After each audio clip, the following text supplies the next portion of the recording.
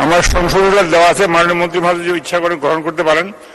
আমি শুধু বলতে পারি স্পিকার, বাংলাদেশের ব্যাংক এটা নিয়ন্ত্রণ করবেন। আমার কথা হলো আজকে আমাদের দেশীয় যে ব্যাংকগুলো আছে মানে স্পিকার, অন্যান্য যে bank, schedule bank, private bank, আমাদের ন্যাশনালাইজ ব্যাংক, সেই ব্যাংকগুলো কি অবস্থা মানে স্পিকার? আজকে আমরা দেখতেছি ইউটিউবে সার্চ দিয়ে বাংলাদেশ আমাদের সরকারি ব্যাংক, সোনালী ব্যাংক, অগ্রণী ব্যাংক, জনতা ব্যাংক, এই যে ব্যাংকগুলো, এগুলো কঠিন অবস্থা মানে স্পিকার।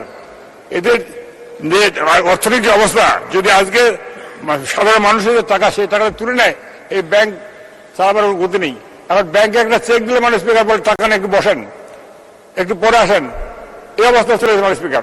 সেই জন্য আজকে বলতে চাই, আমাদের ব্যাংকগুলোর, বাংলাদেশি ব্যাংকগুলোর, আমাদের দেশীয় ব্যাংক যেগুলো সোনালী ব্যাংক, জনতা ব্যাংক, অগ্রণী ব্যাংক, রূপালী ব্যাংক এবং প্রাইভেট যে ব্যাংকগুলো আছে, সেগুলোর কি অবস্থা?